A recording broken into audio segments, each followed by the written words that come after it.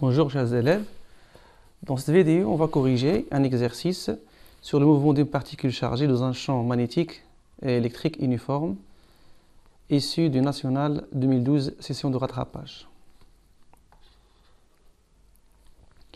Donc le but de cet exercice c'est la séparation des ions Cl-35 et Cl-37.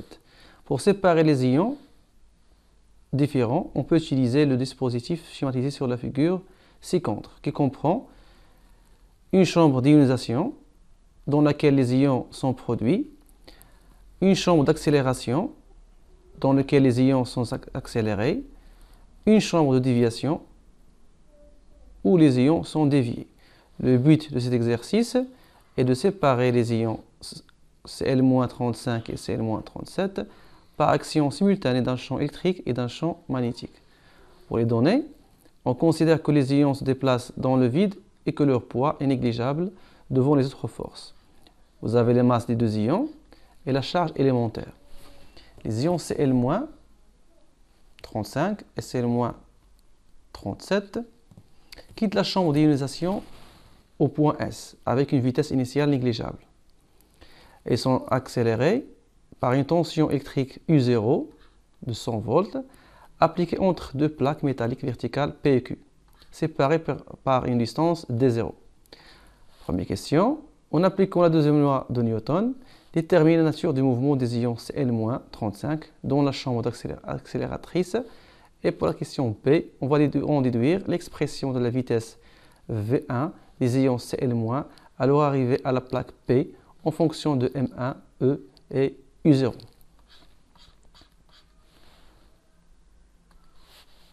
Donc, question 1, A.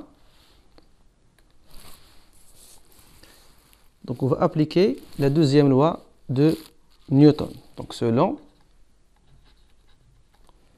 la deuxième loi de Newton,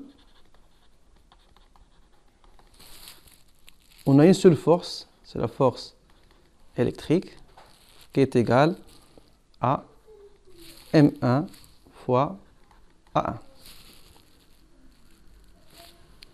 Donc, F, la force électrostatique, c'est Q fois E, qui est égal à M1 fois A1. Ça veut dire que l'accélération du premier ion est égale à Q sur M fois E. Ensuite, la charge Q est égale à moins E. Ça veut dire que A1, vecteur A1, est égal à moins E sur M, vecteur E. Après, on procède à la projection sur l'axe OX. Pour E, on va schématiser E sur le schéma, puisque VP moins VQ est égal à 100, donc vous avez U0 qui est positive, ça veut dire que VP est supérieur à VQ, donc VP c'est la plaque, P c'est la plaque positive et Q c'est la plaque négative. Ça veut dire que le champ E est orienté de P vers Q. Voici le champ E. Et voici la force F, puisque Q est négatif. Donc voici la force F. Donc la projection de E sur l'axe, je vais considérer ici un axe OX. D'accord? Donc la projection de E sur X, c'est moins E. Moins E, avec le moins qui est déjà dans l'expression, ça va donner que A1 est égal à E sur M fois E. Et on a E est égal à U0 sur D0. U0 sur D0. Donc, A1 est égal E sur M fois U0 sur D0, qui est une constante. Donc le mouvement de la particule Cl-, chlore, Cl-35, est un mouvement. Donc le mouvement est rectiligne uniformément varié. Uniformément varié. Maintenant, on va chercher l'expression de la vitesse V1 pour la question B. Pour la question B, puisque A est constante, donc l'équation, vous avez les équations suivantes. Donc on a le mouvement rectiligne uniformément varié, donc la vitesse V est égale à AT plus V0, puisque V0 égale à 0, donc la vitesse est égale à A fois T. Donc la vitesse 1, V1, est égale à A1 fois T. Et vous avez aussi l'expression de l'équation horaire, x est égal à 1 demi AT au carré plus V0T plus x0. Et puisque V0 égale à 0, x0 égale à 0, ça laisse x égale 1 demi A fois T au carré. Bien sûr, c'est A1, la particule 1. Ensuite, on va chercher l'équation numéro 1, l'équation numéro 2. Donc à partir de l'équation numéro 1, on va tirer le temps qui est égal à V1 sur A1. Et on va remplacer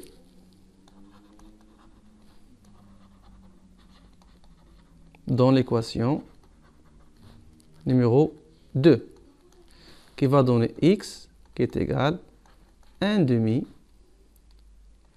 A1 fois V1 sur A1, le tout au carré. Donc, x est égal à 1 demi V1 au carré sur A1.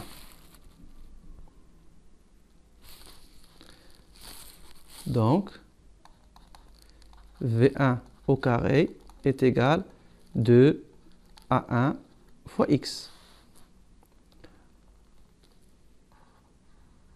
Après, on va introduire la racine carrée. Donc V1 est égal à racine de A1 fois x. Ensuite, on va remplacer A1 par l'expression qu'on a trouvée précédemment. Donc V1 est égal à racine carrée de 2 fois E fois U0 sur M1 fois D0 qui multiplie x. On continue. Donc, lorsque l'ion arrive à la plaque P,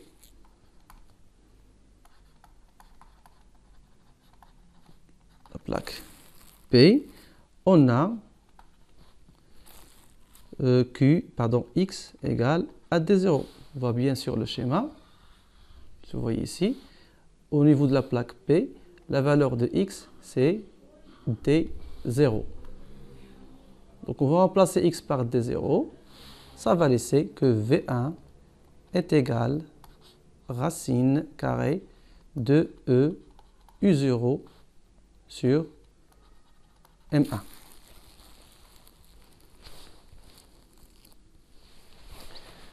Maintenant, on passe à la deuxième question. Les ions Cl-37 arrivent à la plaque P avec une vitesse V2. Détermine l'expression de V2 en fonction de V1, M1 et M2. Donc, pour la deuxième question, de la même manière,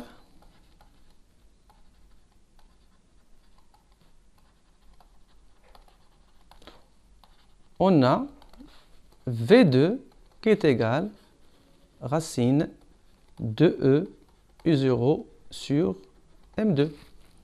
Donc on va diviser V1 ou bien V2 par V1, car on cherche l'expression de V2. Donc si je divise V2 par V1, je vais simplifier par 2E U0 et ça va nous laisser seulement racine M1 sur M2. D'où V2 est égal V1 racine M1 sur M2. Et voici l'expression qu'on recherche. L'expression de V1. Et voici l'expression qu'on a retrouvée de A1.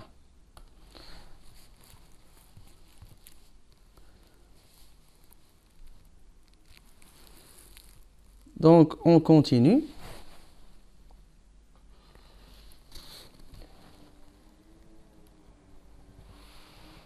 Après la sortie des ions Cl-35 et Cl-37 par le trou T1, avec la vitesse respective, les vitesses respectives V1 et V2, il entre dans la chambre de déviation dans laquelle règne un champ magnétique uniforme B perpendiculaire aux deux vitesses initiales V1 et V2 et un champ électrique E uniforme créé par l'application d'une tension électrique U qui est égale à 200 volts entre les deux plaques métalliques horizontales M et N, séparées par une distance de 5 cm, ce qui donne aux ions Cl- un mouvement rectiligne uniforme et sort du trou T2. En appliquant la deuxième loi de Newton aux ions Cl-35, précisez le sens du vecteur champ magnétique B et termine l'expression de son module en fonction de U0, U, E, M1 et D et calculer la valeur de B. Donc, tout d'abord, ici, vous avez une valeur de U qui est déjà une valeur positive. Ça veut dire que la plaque M est la plaque positive, ici, la plaque positive, et N est la plaque négative. Donc, si on trace le champ E, il est orienté de M vers N, voici le champ E. Ça veut dire, si je prends n'importe quelle deux particules, la force Fe est toujours égale à Q fois E, donc c'est dans le sens opposé, vu que Q est inférieur à 0. Donc, on cherche maintenant F. On va appliquer la deuxième loi de Newton pour rechercher où se trouve ou bien la direction ou bien le sens de la force magnétique. Donc, c'était les questions 1, 2. Maintenant, 2, 1. Selon la deuxième loi de Newton, selon la deuxième loi de Newton,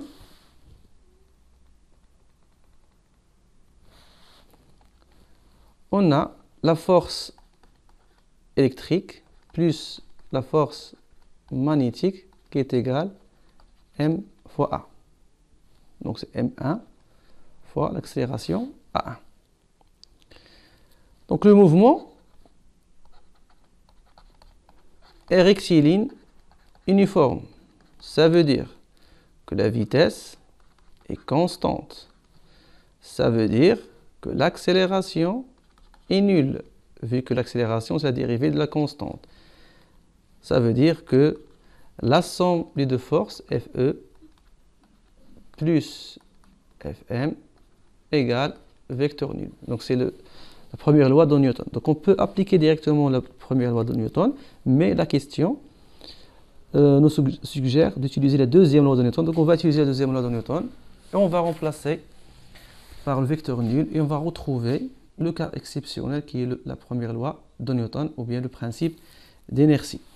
Ça veut dire que la force magnétique est égale à moins la force électrique. Ça veut dire que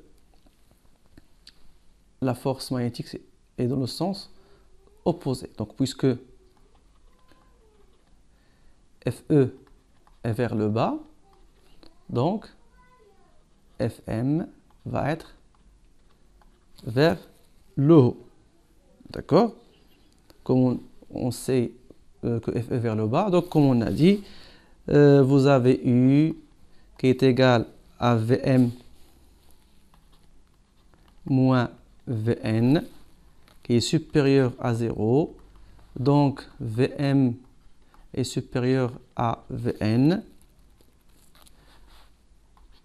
Donc E est dirigé de la plaque M vers la plaque N. Et on a FE qui est égal à qui est égal à Q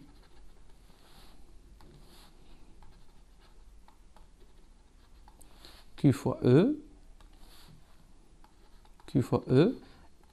et Q est égal à moins E, donc c'est moins E fois E.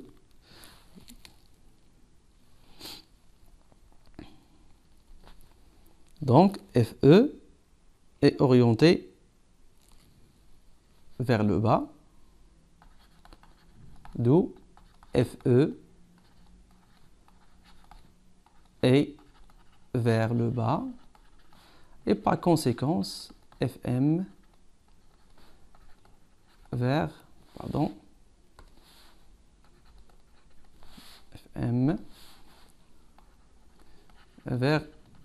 le haut. Et voici FM. Donc on va utiliser la règle de la main droite pour retrouver la direction de F. Puisque voici la direction de V. Ici c'est Q fois V, puisque Q est négative. FE vers le bas.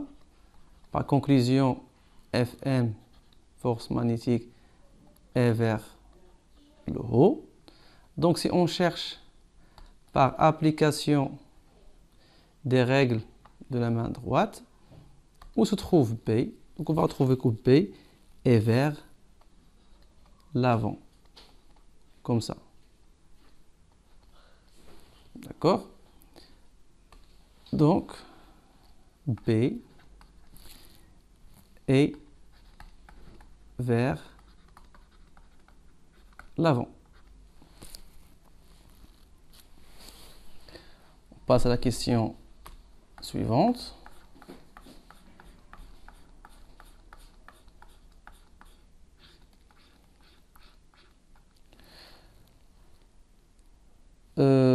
Toujours la même question.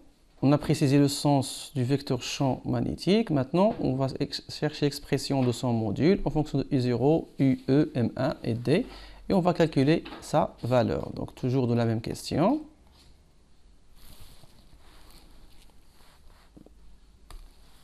On a Fm qui est égal à Fe au module. Fm, c'est E fois V1 fois B. Donc c'est Q, valeur absolue de Q. En général, c'est un rappel. Le module de la force magnétique, c'est Q fois V fois B fois sinus alpha. Puisque alpha égale à pi sur 2 radians. Et Q est égal à moins E. Donc Fm, c'est EV1 fois B. Qui est égal au module de Fe, c'est E fois E, qui est égal à E fois U sur D. Donc on va simplifier par E. Ça va nous laisser V1 qui est égal à V1 fois B, pardon.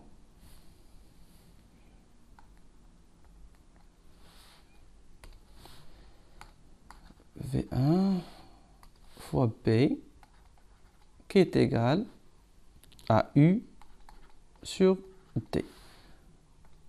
Et nous, on cherche l'expression de B. Donc, B est égal U sur V1 fois D. Ensuite, on va remplacer V1 par son expression. Donc, c'est U sur D fois racine M1 sur 2 E U0. Et voici l'expression qu'on cherche de P.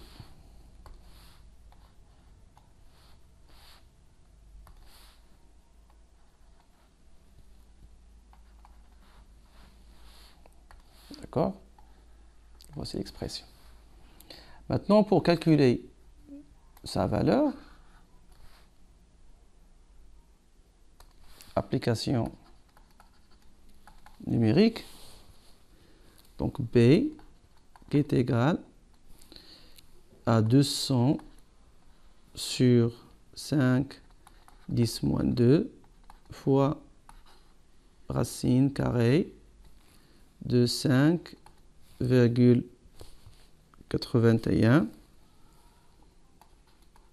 c'est la puissance moins 26 sur 2 fois 1,6 c'est la puissance moins 19 fois 100.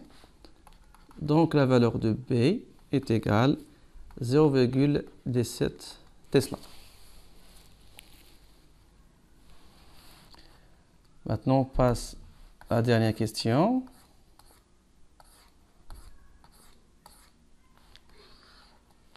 Déterminer le sens de déviation des ions Cl- à l'intérieur du champ de la déviation. Donc, de même, le chlore Cl-, l'ion Cl-37, va subir les deux forces, Fm et Fe. Vu que sa masse est différente du chlore 35, donc va être dévié, on ne va pas suivre le même mouvement que le chlore 35.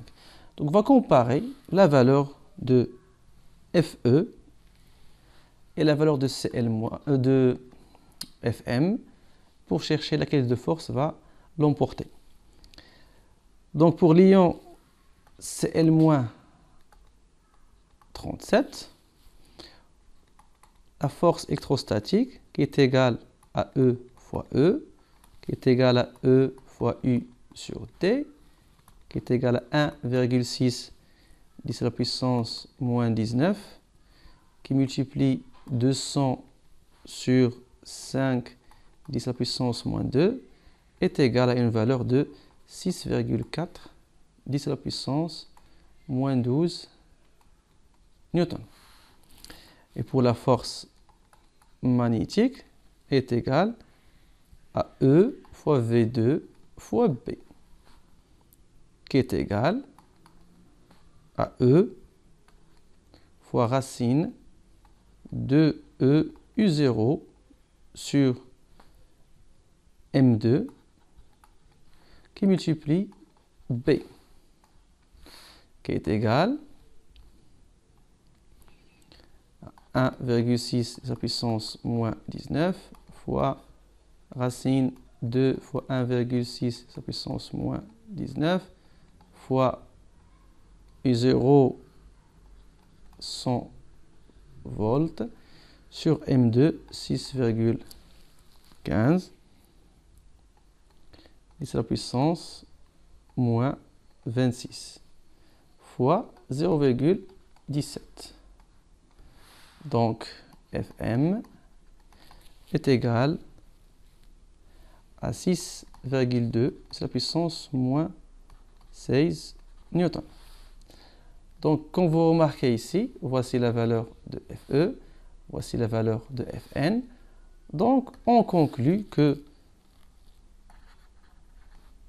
Fe est supérieur à Fm, donc la déviation,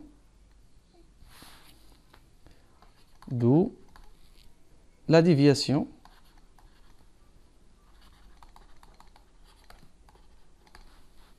de l'ion Cl-35 et vers la plaque M. Et vers la plaque M. Donc vers le bas. Et merci pour votre attention.